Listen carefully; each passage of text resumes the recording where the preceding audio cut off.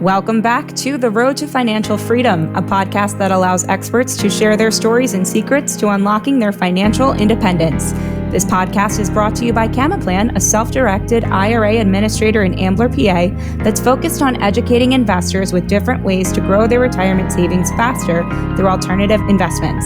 And again, we are coming at you remotely for this week's episode. For those of you just joining us, I am Jess Jones. I'm a team member at CamaPlan and a host of the podcast. Joining us for this episode are the co-founders of Carolina Capital Management. With over 30 years of experience in real estate and mortgage transactions each, this brother and sister team have been successfully lending money primarily in North and South Carolina to investors, rehabbers, and builders, therefore changing the conventional lending game as we know it. Please welcome Bill Fairman and Wendy Sweet to the podcast. Bill, Wendy, thank you for coming today. Thank you for having us. You know, I'm glad you said 30 years each because 60 years combined sounds so much longer. Doesn't it? Wow, we're old. Absolutely.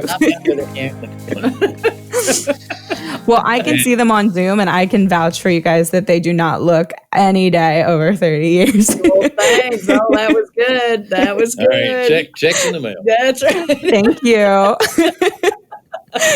Well, we can continue flattering each other throughout this, but I think both have such an interesting story. And you have a lot of information that you guys want to share with our viewers, and I want you to be able to share. So I just want to get started and jump right in. So tell us about both of your backgrounds, where you both grew up, went to school, studied, and worked prior to forming your partnership. You want me to go first? Yes. Ladies first. Okay, great. Age before beauty. Yeah. That would definitely be true. So let's see. We were born in Philadelphia. And I know we don't sound like it, but we were. And we grew up in the South. Our dad brought us down to High Point, North Carolina when we were wee tots. And we thank him every day for that because we love the fact that we live in the South and we're raised in the South and born in the North. We always say we have the best of both worlds, right? You know, the first airplane that we traveled on to North Carolina. Wilbur Wright was driving it. No, it was actually a prop plane. It was? Well, you were too young. You didn't know. I was 3. What do I know? But it had propellers. Is that what prop stands for? Yes. It doesn't mean it's like a movie prop. It actually means it has propellers. It was for real. They wound that rubber band up and made it go fast, right? So, yeah, I'm still telling my story. Okay, go ahead. He interrupts all Hurry the up. time. You're taking too long. So we were only have raised 3 hours. we were raised in High Point for the first little part of our lives, but for the most part, we were raised in Charlotte, North Carolina, and went to school there. I went to UNC Wilmington. I was one of those long-term students that couldn't seem to get it right. She just liked the beach. Yeah, that's for sure. That's exactly why I picked it, because it was on the beach. If you're going to go be a long-term student at any school, I would feel like that's a good school to do that at. That's exactly right. I even had all my classes planned so that by 12 o'clock I was out of class so I could hit the beach, which was really nice. It's easy to get early classes at college, right? So I really started off in the hotel business, then got into the golf business from that. And from there, I got into the mortgage business because of my brother. It's not my fault. Yeah, it is. I actually, after I had a baby at the age of 40, my first child, I decided I was going to stay home, and so I gave up my golf marketing career, and that lasted about, 6 months before I went crazy. I was so happy you were in that business. I used to get to go on these golf trips with all her clients for free. Yeah, it was good. It was good life. Then I met my husband, got married, had a little baby, and after that, I started working with Bill in the mortgage industry, working with his company. And the specialty that they had was an investor loan. The investor loans, I got to know them really well because we were underwriting them. So I knew all the back office part. And I also understood that mortgage brokers don't like to work all that hard. And if I could figure out how to do the investor loans, because they were way harder than the others, I knew that I could really build a good business doing investor-only loans. And I met Larry Goins, who's a national speaker. A lot of people know him, great teacher. He was somebody I would call on. So I ended up going to work with him. And after 30 days, he made me his business partner, which I'm very grateful for. And we were, at the Metroline of RIA, the real estate investor group, shooting fish in a barrel because all of them were investors and we knew how to underwrite the investor loans. So did that for quite some time until 2007, when we all know what happened then. And that's when I became a recovering mortgage broker. And we actually, we were doing a few hard money loans at the time, but after the crash hit, threw away the broker's license and just went straight into the hard money end. And that's really kind of where Billy can pick up on his story, right? Yes, I wasn't born until 2008. What a terrible time to be born. I am actually the older of the siblings. I'm the wiser, though. So when I graduated high school and went to school, I went into the dental business. I was a dental technician. Oh, wow. He would make teeth, and he's an artist, so he was really good at it. So Wendy said she scheduled her classes so she could be on the beach by noon. I scheduled my classes so I didn't have to be at class until noon. Because I'm not a morning person. I think I agree with you, Bill. So I was in the dental business for 10 years off and on. And thanks to technology, I could see that business had a very short window. It was closing. While the artistry and the engineering was a lot of fun, machines can make this stuff a lot faster. Yeah. And a lot cheaper. Oh, wow. So, and they don't have to break for lunch. My father-in-law said to me, you should get into the mortgage business. He owned a mortgage company. And I said, really, why is that? He says, well, you have a personality. I said, that really? You do. That's all it takes? Don't you have to have a little math acumen as well? You'll get that. And bring it with you. They have, a calculator. Yeah. They've upgraded. Actually, it turned out very well. I did actually have an acumen for the business. I had That's a big word. Yeah, I know. That's my 5-cent word. 5 points. I like that.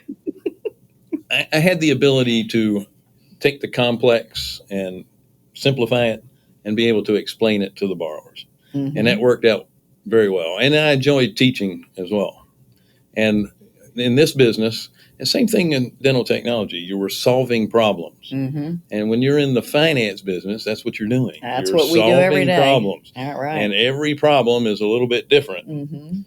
Problem with conventional lending is you have only a certain set of tools to work with. That's right. So while every problem is different, it's like every problem is a nail and all I have is a hammer. That's right. That's well said. So you are good at taking the complex and turning it into simple. I would agree. Honestly, I didn't really know what a hard money loan, and I'd heard of it enough from working at CamaPlan, but I really wasn't 100% sure on what it was. But I think you guys do a great job at, even for me right now, just breaking it down. Awesome. Well, there really isn't any difference in any of these loans other than the fact that you're like an insurance company. Insurance companies are always judging risk. So they're looking at the risk factors. How much is this premium going to be? So if I do have to pay off at the end, I get enough premiums. Yeah. So where we don't lose money and we still make a profit. Because there's bad drivers everywhere. That's right. So especially in my family. When you're looking at loans, it's the same thing. What's the risk? Mm-hmm. And so when you're making a loan, if my risk factor is a bit higher, I'm going to lend less, right? And I'm going to charge more. That's right. And the problem with banks is they only have one little box. Yeah. Banks and institutional lenders have a box, and you have to be able to fit into that box in order to get one of their loans. And it's really not the bank's fault. The more and more, especially after 2007, the regulators have really come down hard on it. So it's tougher to qualify on something like that, where as a hard money lender, you have a trapezoid. It's something that can take any kind of shape, and there's a lot of ways that you can make somebody fit into your trapezoid. Okay, you have more tools. So moving us back into the original question. Sorry, we're off track. No, this is fine. I'm learning a lot about you and a lot about hard money lending. This is what we're here for. We're So- doing geometry. We can do any kind of math. So after spending 20 years in the mortgage industry, again, 2007, 2008 happened. I found myself out of work because I was just a Bum. middle management sales professional in the mortgage business, Right. a very shrinking industry. Yeah. Mhm. So after a few years of doing other things, Wendy came to me with an opportunity. She had still been doing some hard money loans. Oh, tell on them the what your side. other thing was that you were doing. Tell them. I drove a tractor trailer for like a year and a half. She thought you were going to say Okay. you were a stripper, but he was driving a truck. You have to do what you have to do to make the bills, right? So I had a mortgage, I had to pay it. And I have eaten dog treats to sample them because I worked in a dog treat bakery before I got my job at CamaPlan. So look, we all have been there. That's pretty good. That's pretty We've good. all been there. They were all like human ingredients, just disclaimer for the listeners, but you I can have eaten dog treats. you can probably compare some truck stop food to dog treats. Yeah. Probably. Actually, Funny. driving a truck is a noble profession. It's just a very hard living because you're never home, and all the Right. holidays are when you're gone, and all the weekends you're gone, And it's just long. It's long. A lot of energy, a lot of Yeah. time, energy. Yeah. and it is really one of the most dangerous professions out there. Because, Yeah. you're constantly out on the road, and the more you're on a highway, the higher the likelihood is that you're going to be in an accident. That's right. Risk tolerance. Yeah. There we go. It's full circle. Right. So we got circles, we got boxes, and we got trapezoids.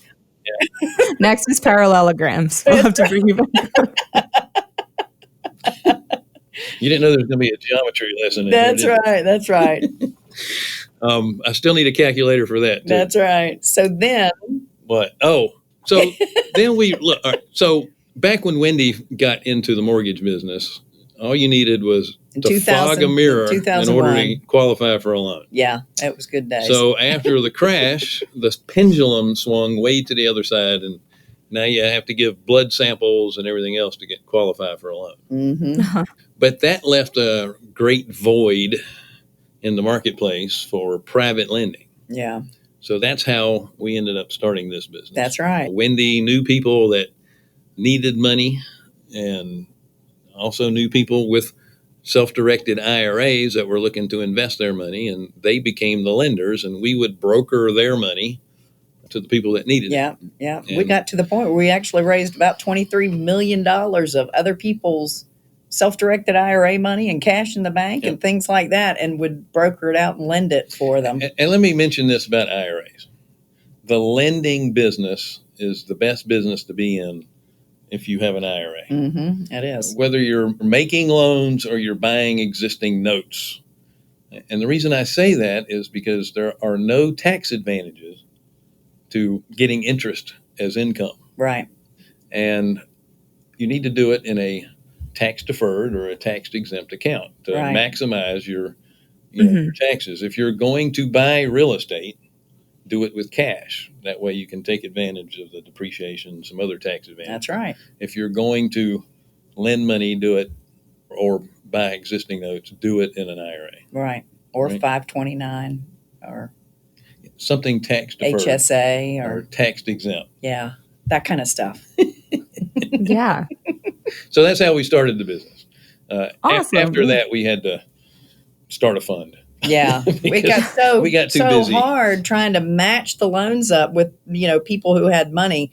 It just went berserk. So that's why we started the fund, so we could basically put all that money in one spot and then be able to lend it out. But now we're working with both, so Yeah. works out great. Yeah. Do you want to talk some more about how the fund first developed and what Carolina Hard Money and what Carolina Capital Management, how they work, what they do? Sure.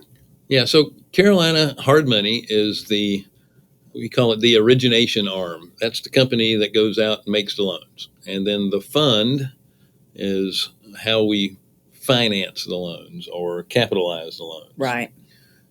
We started the fund in 2014 because as business got bigger and bigger, we were using a lot of energy putting those pieces of the puzzle together. Right. We have so many loans, we'd have so many people waiting in line to put money in loans. But if I had a $200,000 loan and I had somebody that had $100,000, I needed to get another $100,000 to make it work. So then we'd have two people on a loan. Yeah. And we would have to fractionalize it. We never wanted to get more than three in a loan because it got really complicated. And if you've ever seen how a loan is vested, and what I mean by that is the name on the loan with all the CamaPlan for the benefit of blah, blah, blah. I needed three pages. It's a long title we have.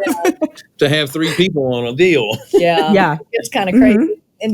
And, there's a lot of things, too, you need to be, anybody who's lending needs to be careful about what they lend on and who they're lending to. So, we specialize in the affordable bread and butter lending short-term loans. We say short-term, we mean like 6 to 12 months for the fix and flip market. That's what we specialize in. But there's all different options out there for people to lend in. You could do mezzanine funding, which would be, you put down the down payment for an apartment complex, somebody purchasing an apartment complex. There's all kinds of commercial lending on self-storage or apartment buildings, office buildings, things like that. There's some people that do the high-end luxury market, which is a bit dangerous in my opinion.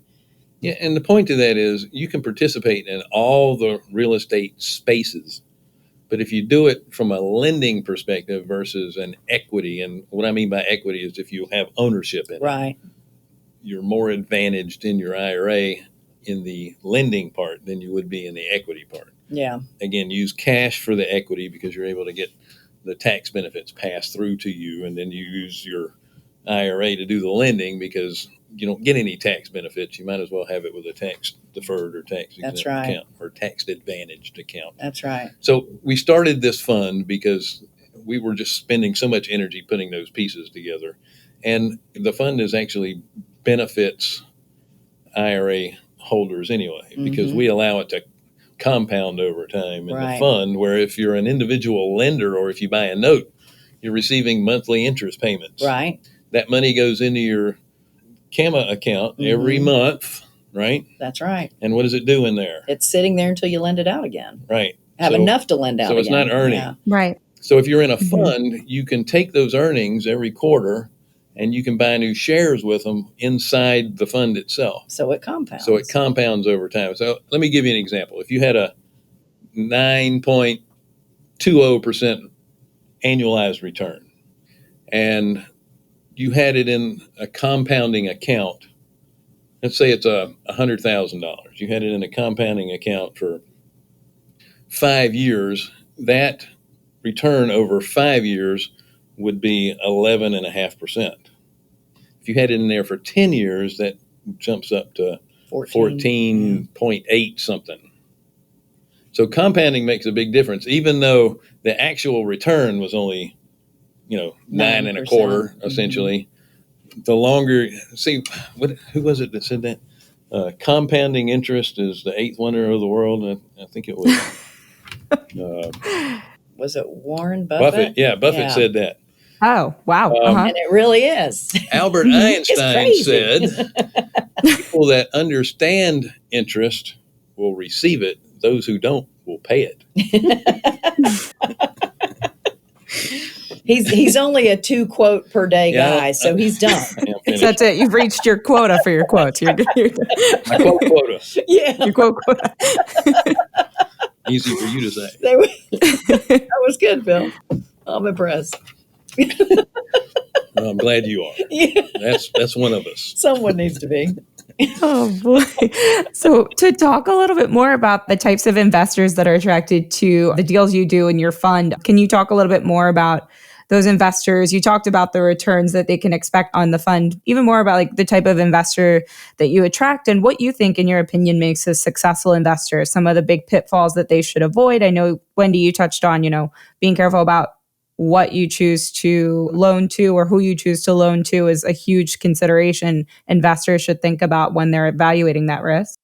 Right. Let me start off by saying I'm not giving anyone any expected returns because you have to be an accredited investor. Right. And you have to read the PPM or the And we'd need 20 more minutes on the show for that. Right. That's my disclaimer. Also, if there were any terms at all that were accidentally said, There were examples. you Total examples. educational purposes only. Yeah. Right, And right, your mileage Which may may vary. vary. That's right. Always said. Always said. But that Right. being said, if you're in real estate in some form or fashion in lending, you should expect returns anywhere between 7 and 10% in that range, wouldn't you It's say? about normal. Yeah. Yeah. For most people, yeah. If you're a note holder, the notes pay off, right? Mhm. Hopefully. That's Yeah. the goal. That's true. But here's some of the things to think about. If you had an 11% interest rate, and interest is always annualized, right? Mhm. So you're expecting 12 months worth of payments at 11% interest. Well, if you miss 1 month, and we're saying you miss a month because It the sells. loan paid off, and now you're ready to put your money into another loan. So if you have a 1 month gap, Mhm. you're actually down to a 9.5% annualized return. Right. So is it better for you to hold individual notes or better for you to be in a fund where that money is always working? Mm-hmm. Right. Or be diverse. And how much do you want to work, right? Because Well, you got to be a little more Yeah, involved. funds are for passive investors. Mhm. If you're an engineer type and you have to be in everybody's business, you don't want to be in a fund because it'll drive Right. you crazy and and it'll you'll drive the people fund nuts. manager crazy. For sure. There's certain ways you can get into lending and still be quite involved as you want to be in them. That's right. That's right. And, we have a lot of different types of people that lend with us. Some choose to go in the fund, some choose to do what we call one-off lending, where we actually put them in a note, just them, or maybe they're sharing it with one other person, just like we were talking about when we first started. Mhm. And most of the people that I would say 90% of the people that invest with us, they want to learn a little bit about the deal. They like hearing who the borrower is, what their credit score is. Sometimes they want to know what their experience is. And sometimes they'll want the address beforehand so they can pull it up and take a look at it. They want to be a They little want the more complete involved. HGTV experience. Yeah, they kind of, it is, you're not lying when you say that. It's not, Right, yeah. There's a lot of people that are kind of hung up on that. And, that's fine. We have some people like that. But we also have people that say, I don't want to know a thing. Just let me see it come into my account every month, or Right. send me a statement. So it really depends on what they want to do. But no matter what you're investing in, you should have some sort of knowledge of Mhm. what it is the company is doing. You should ask what they're doing. You should ask about, how long are the terms of your loans that you're doing? What are the interest rates that you're offering? What is it that makes you pick one borrower over another? What will make you not do a loan for somebody? What are some of the guidelines that you have set up? Those are all questions that when you're investing, whether you're doing a fund or doing a one-off, you should ask those questions because Yeah. it's important for you to understand who is it that's taking your money and investing it for you and Right. guiding you into what you need to do or what they're suggesting you do. Because there's a lot of things, like even when you talk about a fund, like our fund happens to be an evergreen fund. We don't have an end date to it. But there are some funds out there that may only have a 5-year term on it. And, Uh-huh.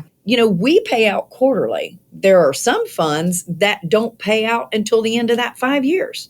Right. So it's all different. And all of those questions are really, really important to ask. It should be in the PPM, the private Right. placement memorandum. But those Mhm. are also questions that you really need to ask. And you have to figure out how it works for you. Because everybody that's a lender, everybody that has money is in a different place in their life.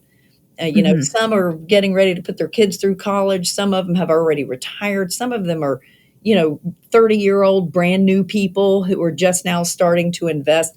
Everybody's at a different place in their life. And you have to figure out, just like if you were putting it into a mutual fund or a stock, and I would never recommend that. We recommend you be diversified. Yeah.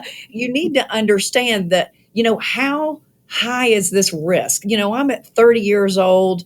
I'm willing to take a higher risk at 30 than I am at 60. Yeah, it's harder to start over at 60. Right, Mhm. right. So am I really? You should never be in a position where you have to start over at 60 because you should have been well diversified by then. But sometimes that doesn't work that way. No, I know. Yeah. So I get that.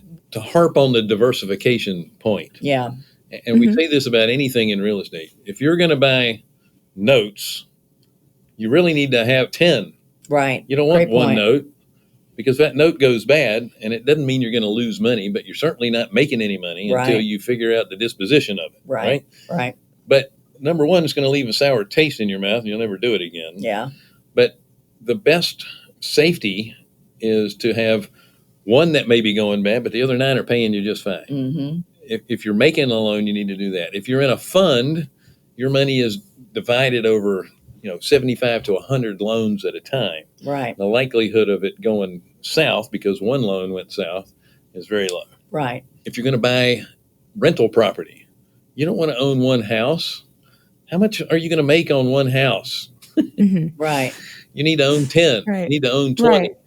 You need to own 30 or 40 if you're going to leverage them. And what I mean by that is if you're using your IRA as really the down payment and making the payments, and then you're getting a little bit of cash flow. If you own them free and clear or the IRA owns them free and clear, you can afford to own less because most of that money is going back into your account.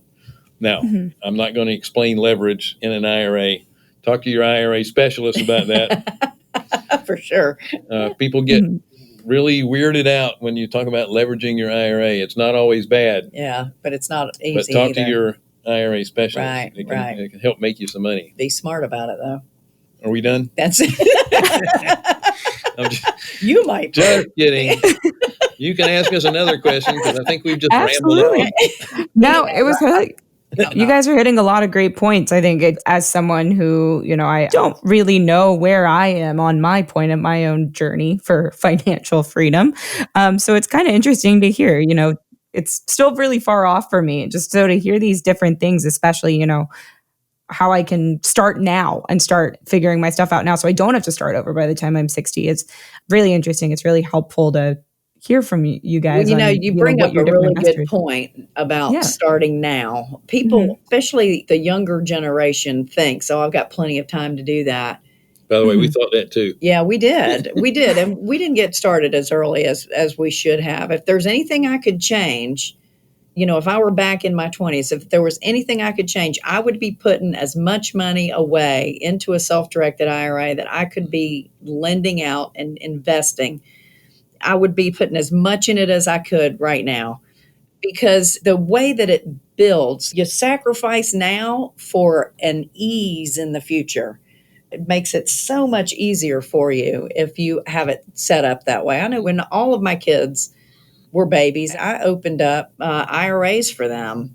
Oh, good. Yeah. And really, I'm glad I did it. They're not loaded Mhm. up to the gill right now, but I'm glad I did it. Now they're in Yeah. their late teens. They work and they're buying houses with them. Like they're using them for options to buy Oh, a house, cool. which is kind of cool. Mhm. So, Yeah, there's really good ways to take a small IRA and make it work. oh yeah, It's a little bit more work for you, but there's ways to take a small IRA and really juice it up, yeah, especially in the note business. yeah.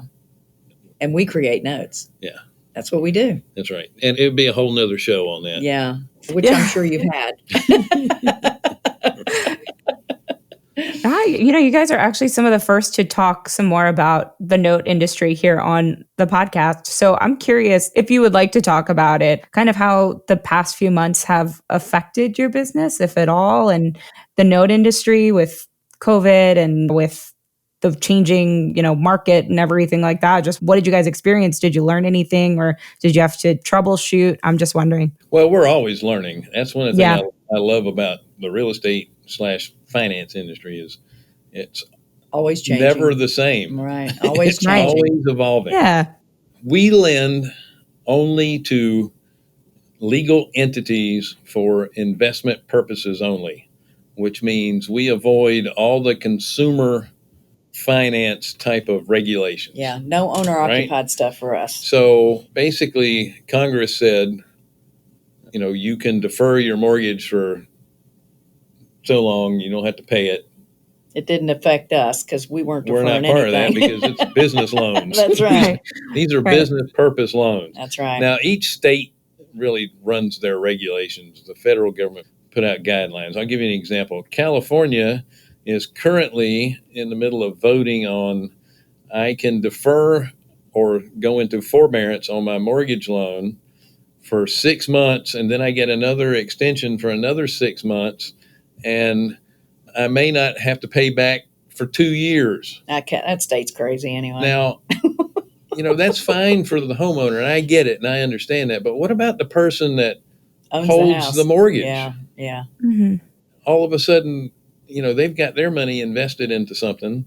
And oh, by the way, what's the interest rate that they're getting? 4% if they're lucky. And then now I have to have somebody not pay me for 2 years. By the way, we don't lend in California. Yeah. Yeah. But that You said, guys are in the Carolinas and I think it was Georgia. Do you care to talk about a little bit some of the other states Yeah, that you're the working in? southeast. yeah, Mhm. we're North and South Carolina centric, but we do Georgia, Tennessee, Right. Mhm. Virginia, North and South Carolina, obviously, Northern Florida, selected other areas. Alabama. Some of Alabama. Yeah, like I said, selected other areas. Birmingham area. Very northwest Yeah. Florida. Did you say that? Yes. Yeah. And the reason we do that is because every market is unique and Mhm. we want to understand our market, so we try to keep the footprint small, Yeah. right? We like to know our backyard. That's So important. back to your original question about COVID, how it's affected us. Right. The beauty of being in the private mortgage space is that when you do have clients that are having issues because they were shut down, taking them longer to finish, we can modify their note and skip 3 payments. We're just adding it to the balance. Mhm. With what's going on in the consumer part of that, if you get a forbearance, in other words, I'm going to skip 3 payments, and they allow you to do that on the 4th month that you skip 3 on the 4th month, you have to pay all 4 payments to be paid up. How's that helping you? Yeah, that's going to Right. be tough for somebody to do Right? that. Mhm. So Yeah. in the private mortgage industry, we're always trying to work with both sides, the investor and the borrower, to make sure that we have a good outcome.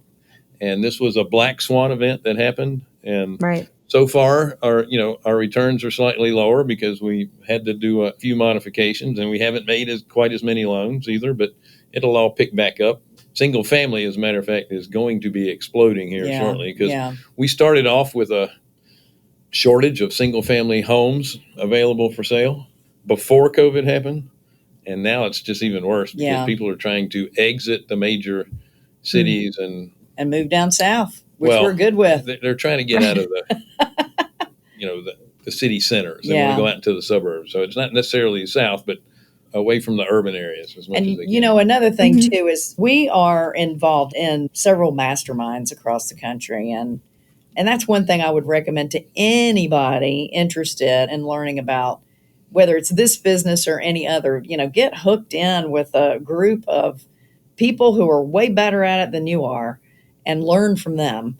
So we're hooked up with some masterminds, and we were able to actually beat this event before it even happened. We were set up to handle a black swan event, and that's exactly what this was. So when it hit, we were really blessed. We didn't panic because we knew we were sitting on some cash. We were in a position where we could get through it, still be able to pay our investors and that kind of thing. Employees. Yeah, employees. We furloughed some of them, but not all of them. We didn't need all of them because, we brought them back as soon as we could with our little PPP loan. But it's been a great opportunity for us to kind of pat ourselves on the back a little bit that we did the right thing and had ourselves set up ready to handle what was going on, and for us to really try and read the market, because that's one thing it did for us is, all these people that we're in masterminds with, we were getting together a couple times every week by Zoom and just going over, what's going on in your market. Here's what's going on in our market, and just sharing all the things that were going on, giving each other ideas to, help pull each other out of what was going on. It was really cool. We did a weekend boot camp where basically you open up your hotel door. They made us pretend. And the newspaper Yeah. there said, Carolina Capital Management has just lost 50% of its income. What do you do? Yeah. And so we had to prepare what would happen if we lost 50% of our income. Yeah. And literally. And so already had all the checklists in place. And because we knew last year that the real estate industry has kind of peaked out. Yeah. And we knew it was going to start going down a little bit, but we had no idea COVID was going to hit. But we knew that the market was already kind of at a peak. And then what do you do? So we had already prepared for that. Yeah. We were squirreling away some nuts. We were getting prepared. But what you're doing is you're evaluating the market. And worst case scenario, if the market does turn, what types of properties do you need to be in when That's that right. happens? And where? And we were slightly in the luxury market, in the longer term rehabs. Back in early 2019. Right. So we completely shifted our model to shorter construction times and more affordable housing, because worst case scenario, as a lender, if you have to take a property back because they can't pay it, the first thing you look for is how quickly can I sell it so I can get that money reinvested in making money. And if I can't sell it, can I at least rent it out for close to what my return was going to be? Right. And you can only do that with affordable housing. And in our area, it happens to be, somewhere between 100,000 and 350. Yeah. Right. Yeah. So you can still rent those out. They're very liquid when it comes to real estate. Real estate is not liquid, by the way. Even though we just said that. But these property types are the most liquid out of the real estate, because first-time home buyers are in that price range. People that are downsizing, empty nesters, they're going to be in that price range. It's a big market. And then real estate investors looking to buy homes to rent are going to be in that price range. So that's where we focused all of our efforts in that. And we started that last year. So we were in really good position for a bit of a downturn. Thank God. So, oh, that's good to hear. You, in a way, predicted the future. You guys are like the Simpsons, how they predicted the future. well, again, that's what I mean. It's my crystal ball broke back in 2007. The market's always changing. So being cautious and being prepared. I think, just being on top of it, staying on top of things. And like you said, you're always learning. So you were just taking this learning opportunity to, evaluate that, if we needed to get through this crisis, what would happen? And then, this crazy thing happened and shut the country down. So let me mention one other thing. If you're an entrepreneur, it's a lonely place to be, is when you're a small business owner. If I can say anything about being an entrepreneur, is you have to get in some sort of a mastermind group where you have other entrepreneurs around you, like a board of directors. And learn from their mistakes. At the same time, you need to be with a group that is willing to share. Right. Because the group lifts everyone up. Right. And at the same time, you're not getting a bunch of yes men. They're there to tell you, hey, that's the stupidest thing I've ever heard. But you get all kinds of opinions. And I have to quote one of my friends, Glenn Stromberg, who says, I've never had an original thought in my life. I just hang around with other smart people and copy what they do. That's right. Glenn sounds like my kind of guy. I think that's how I am too. And that's one of the benefits of being in a group. So if you're an entrepreneur, don't do it alone. You always need help. And we have had them look us in the eye after we've said, here's what we're going to do, with excitement and thrill, and explain what we're going to do, and look us right in the eye and say, that is the stupidest idea I've ever heard. Oh, man. I'll keep you humble. Hey, sometimes you have to hear it. That's right. It worked. Oh, wow. Yeah. So I'm curious then, just you guys touched on it. Were there any other stories of your own, any early successes or failures that, say you're the mastermind and there's a bunch of young hard money lenders that are asking for any advice from you, or any past stories or lessons learned that you could pass on? Is there anything that would come to mind? Yes, don't do it. I think our number one saying around here is we like to lend to people that we know, like, and trust. And people say, well, how do you do that if, you're lending out to a bunch of different people? Well, it all has to do with how you do your due diligence when you're underwriting to lend. We don't just look at the property. That's a given. You're going to look at the property and you're going to look at it. Do I want this in my portfolio if they don't pay? How quickly can I get rid of it if I have to take it back? But we also look at the person and their character. Character is everything. So not only do we pull, credit, we pull a background check too. We pulled a background check on one guy he was probably 720 scores. His scores were real decent. And, he had money in the bank. He would have been a perfect borrower. But when we pulled his background check, he had 22 seatbelt violations in the past 2 or 3 years. It was pretty short. Yeah. And that says a lot. Yeah. Yeah. So Bill said, everything looks good here, but I see you have all these seatbelt violations. What gives? And how do you get that many? Are you driving down the road, beeping the horn without your seatbelt on? Hey, look at me, look at me. Right. How much attention do you have to draw to the lack of seatbelt? Exactly. So when Bill asked him about it, he said, well, I just don't like following the rules. Bill said, well, we got rules. So needless to say, we didn't lend to him. Yeah. So there are ways of getting to know people. When they fill out applications with us, the first thing that happens is I pick up the phone and call them. And my initial call is, I want to teach them about us, but it's really for me to learn about them. I want to hear about their experience. I ask, what kind of groups they're in, not therapy groups, but real estate groups. And I want to. Sometimes they're therapy. That's groups. right. And sometimes they'll tell you. That's right. Yeah. Sometimes I do hear a lot more than I really want to know. But right. The point is for me to get to know the character of this person while we're talking to them. So it really helps a lot to know that about a person. You're lending them money. You should be careful about that. All right. To boil it down in the simplest forms, whether you want to be in this business or whether you just want to do some of this stuff yourself with your own IRA. Right. Trust but verify. Yeah. So I'm going to trust that this value is what you say it's going to be. I'm going to look at Zillow to see if they're in the ballpark. And then I'm going to order a complete appraisal based on your scope of work and what it would be worth when it's finished. And just to clarify, we never look at Zillow. Billy doesn't underwrite loans. He's the one that raises the funds. I'm saying if you're doing this on your own, Zillow is going to give you a ballpark. It's never going to be correct, but if you're saying this house can be worth $300,000 and Zillow says it's worth $25,000, yeah. Actually, Realtor.com is probably a little bit closer than that.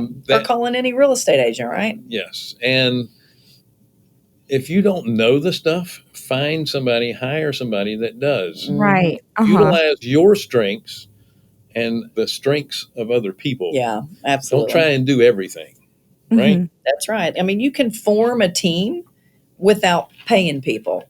You have your go-to real estate agent, your go-to contractor, your go-to lender. Everybody kind of plays a role in this real estate table, right? Yeah. And we do have the best seat at the table. Yes, and why is that, Bill? Because we do the least amount of work. That's right. For the greatest amount of money. If you actually take out the real estate attorney, the person doing the fixing and the flipping, the subcontractors, everybody involved in the transaction, you take out how much money they make in the transactions and how much per hour of time they spent. The person that bought the property, flipped it, and sold it makes the most money, but they have far more time, effort, and risk involved. And it turns out that the banker made, I don't know, it was like $5,000 an hour or something. Yeah. Yeah. That's not really the case, but they made the most money for the least amount of risk and time and effort involved. So that's why as a lender, you have the best seat at the table. Absolutely. Right? That's absolutely right. Some mistakes that newer people can make too is rushing a deal. People say, oh, it's got to close by such and such date. Or I need to make sure I get the highest bid on this house, even if it's over what you think you should pay for it. You may be emotionally attached. That's really bad to be emotionally attached to a property. I just love the way it looks. Well, that's great. When I was a retail loan officer, and I'd have a couple sitting in front of me, and when one started talking about how the new curtains are going to look into place, it's done. It's over. Yeah. I've sold it. You know it's emotional. Yeah. Yeah. That's once for sure. once the emotions start pouring, That's right. when you know. Good deals come along every day. I've been lending for a long time, and good deals came along during the recession, during the high times, during the COVID virus. Good deals come along every day. So it's a numbers game. It's all a numbers game, and they either work or they don't work. There's no gray area in there. And everybody has to set their own parameters or guidelines that they're not going to step over this line. I don't care anything else about the house. I'm not going to step over this line. And they need to stick with them, because when you start a little bit more, just a little bit more, and a little bit more, then you're outside your guidelines and you're making a mistake. Yeah, if you want to do this yourself, do it with somebody that knows what they're doing first. Yeah, for sure. And then, just kind of split the profits with them and then learn as you go. Right. And then the more you learn, listen, you're always going to make mistakes. You just don't want to make the same mistakes over and over again. Yeah. Yeah, right? That's a great point to make. Yeah. And the least expensive way to make a mistake is let somebody else make it. Yeah. Yeah. And learn from them. That's exactly right. A lot of people look at it as a good college education when you make a mistake like that. Another thing too is people tend to write up their own documents, their own terms. There's nothing wrong with doing your own terms. But let an attorney write it up for you. Write it up. Yeah. Yeah. Because if you're making the loan, you're not paying the attorney for that. The person borrowing the money is paying that. That's right. That's exactly right. Don't cheapen out. Yeah. This is your money that's at risk. It'll bite you in the butt. Yep. For sure. Absolutely. Well, thank you guys. I mean, I think you're offering a lot of great information for new investors and folks that may be, looking to do that diversification and see, if hard money lending is something that they could get into. So this is really helpful. I think it'll be really helpful for our listeners. One of the things we do offer is we do a weekly live cast, and it's just education. It's other investors in the business. Sometimes it's self-storage. Sometimes it's multifamily. We did a show on women in real estate. We did one on all the gurus, the people that are out there educating, doing real estate education. But we offer a live stream once a week. It's every Thursday, 2 hours, yeah. And we'll make sure that there's a link there in the show notes too, I guess, or you will.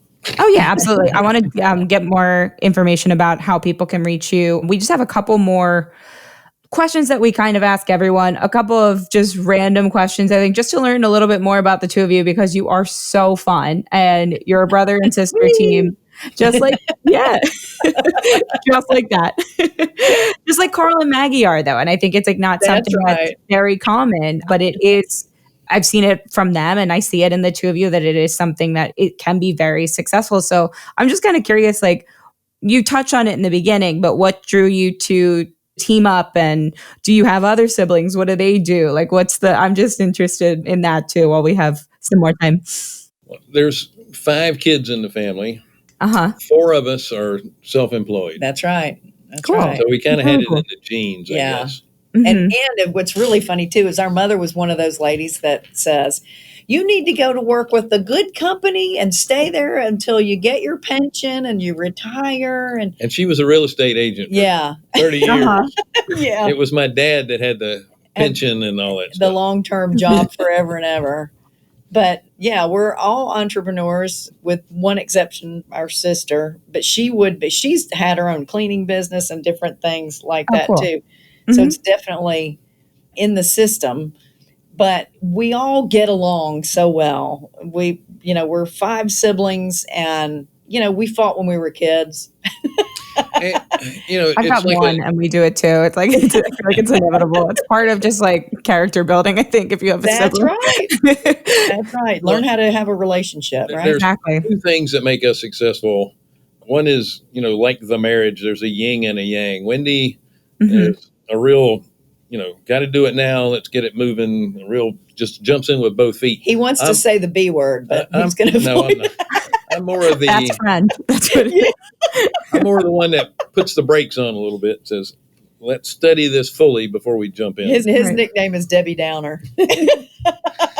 So we offset each other fairly well. Yeah. And because we are a family, we can say what's on our mind. And get over it. And there's no, underlying currents later. It just rolls off our back because we're not taking it personally. Right. Yeah. Well, that's great. If you have partnerships where you don't have the family involved, where they would take it personally, sometimes that stuff kind of lingers and becomes a little cancerous. Yeah, for sure. But I just tell her she's stupid. Leave me alone. I'm telling Mom. No, it's a blessing to be able to work with a sibling too. I know when I had a hard money company, I was running it by myself. I was absolutely just so worn out. I couldn't do it anymore.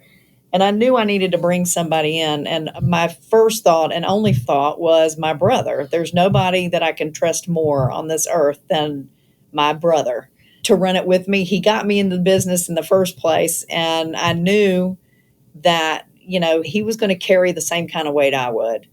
And I was thrilled when I got him to give up the trucking business and come work with me. I literally had to send him bank statements. Look, I'm making money. Yeah. This is a successful business, I promise. Mm-hmm. And to be honest, that was the worst feeling in my life because I had been I'm glad I made you feel good. I had been either self-employed or commission only most of my adult life. Mm-hmm. So in my mind, my income was based on my performance. And I was used to that and I liked it. But when 2008 happened and I found myself without a job and no prospects because I was in an industry that was, like I said, 25% of its original size, driving this truck, I started to nest. I had that safety of knowing that I was going to have that income and everything was safe and I had insurance and now I was going to go back into, no insurance. Living on the edge. Living on the edge in a new business. So I'm going to jump. Why I said it made me feel so bad is because I had allowed myself to get into that nesting mode and not the way I'd been happy most of my adult life. So. Right. Yeah. And I think it's hard to take a risk like that, but it looks like it's really paid off for you. Yeah. So far. Well, call me next week. Yeah. Up till now it has. No, now you guys make me want to call up. My sister and I would definitely, we're both generally, she's worse with money than I'm very much I'm the saver, but she's the one who's like, kind of where you went. She's like, she will jump right in. She'll jump into it. Now I kind of am like, we could maybe start a business. Well, there you go. Yin and yang right there. Again, we'll call me next week and we'll see how it turned out. I'll be like, well, we drove our money into the ground, but we tried to listen to your advice. We did. We just got too excited. But no. Never too late. It. Yeah, I appreciate the input on it, and I appreciate you guys being so candid and sharing that information with us. One thing we do ask all of our guests when they come on is just if you could sum up what are your keys to building wealth, unlocking your financial freedom. It doesn't have to be financial necessarily, but just basically you could sum up after this conversation. What do you think something that has informed the way that you look at success, either individually or together as a team? Well, for me personally, true financial freedom is for me to be able to give back. A retirement to me would be being able to be in the mission field, 90% of the time. Right. I think that's like my dream is to get there. I'm working on it. But, it's not about what? If your goal is to be rich, you'll never meet your goal. Yeah, that's because true. There's always somebody that's going to be richer. That's true. Understanding it's, making a lot of money. It's not financial freedom. Everybody has a different definition of what they think that is and what's important to them. You finish yours and I'll thank you. Tell you mine. Being able to spend time with my kids, they're all teenagers now, push one of my oldest. Are you sure you want to spend time with them now? Yeah, actually. I just got him out of the house. Actually, I'm becoming an empty nester and it's kind of scary at this point. But, I just not feeling that I have to be working 24/7. And that is such a miserable life. I've been there. Mm-hmm. And gosh, that's just not happiness for me. I live on a farm now. My husband and I, we have a small farm. It's 15 acres. We've got, horse and goats and chickens, and that's my happy place. Cool. So being able to be out on the mission field and then be in my happy place when I'm not over in Africa doing some work, that's kind of financial freedom for me. It's something that you have to have as much of a goal on what that end looks like as you do when you're planning your business. Mm-hmm. Because you should always be planning your exit strategy. Always plan that exit strategy and know what your next step is. I don't believe in retirement. I think I'd go nuts if I actually did that. But I've got a good exit strategy. On the side, my side gig is I'm into Airbnbs. I have 9 of them now. My intention is to have probably 20 from 12 months from now. I love doing short-term vacation rental stuff and turning that into its own little gig. And I'd like that to be funding my fun habit. Mm-hmm. Yeah, definitely. So financial freedom to me is having the ability to do what you want with whom you want when you want to do it, right? Absolutely. And the only way you're really going to achieve that is by having diversified revenue streams that are passive. Well said. See how he can take something complicated and turn it into... Because income, full circle again. And I love it. I learned this phrase from Dan Kennedy a week or two ago. Income is fragile. Mm-hmm. Passive revenue streams will stay going forever. That's right. And what I mean by income, you have a job, you have income. If you lose the job, it's gone. It's fragile. If you're an entrepreneur, for example, Dan's own income was fragile because he's a consultant. Mm-hmm. People come in and learn from him. If he's not there to teach, right, that income is gone. Right. That's fragile. But he is invested in all types of different real estate passively, and that revenue stream will make up for any losses. So, like I said, diversified revenue streams that are passive is really going to put you in a financial freedom position. Right. Great. Well said. Yeah, seriously. Thank you both for sharing that. That was really lovely to hear from both of you. And thank you both again for joining us today, Bill and Wendy. For a remote conversation, I have to say this was one of the liveliest conversations I think I've had since Pennsylvania went on lockdown. So I got my ab workout in. I was laughing so much with you. This was really great. And I can't wait to share it with our listeners. The last question I have, and I know we touched on this before, how are people able to reach you? So do you have a website, social media, podcast that listeners can tune into in order to get in touch with you or to listen more about what you have to say? Awesome. No. And that's it this week. Our website is carolinahardmoney.com. If you're someone who is interested in being a lender, either investing in the fund or one-off, just click the investor tab. If someone is looking to borrow money, click the borrower tab. If you want to check out our podcast, click the tab that says podcast. How simple can that be? Very user-friendly. And then, to get in touch with either Wendy or myself, it's Wendy@carolinahardmoney.com or Bill at carolinahardmoney.com. That's right. Gonna have to write that one down. And, we do have a Facebook page, Carolina Capital Management.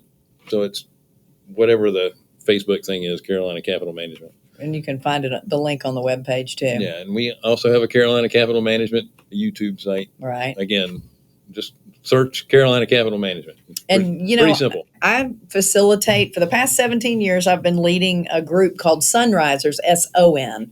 It is a faith... Because we can't spell. Yeah, it's a faith-based investor group. We started off with a 10-minute devotional. Every Friday morning at 7:30, we do a 10-minute devotional, and then I bring a different speaker in that talks about, real estate investing in some way. So, everybody is welcome to join that. If anybody wants to get on the email list and learn how they can hook up with us at Zoom, because we're doing Zoom. COVID blessed us and making us go online. we're going to be meeting at the restaurant again soon for breakfast, but now we're going online, and we'll continue that with Zoom. If you join her online, you don't have to pay for the $10 buffet. That's right. That's right. But, if someone wants to, learn about that, they can email me, wendy@carolinahardmoney.com, and I'd be happy to put them on the list. It's a great group. Really good stuff. Yeah, very diverse real estate investors there. Yeah. You have people that just run the gamut. Yeah, they do everything. And they're all across the country now. It's kind of cool. Yeah.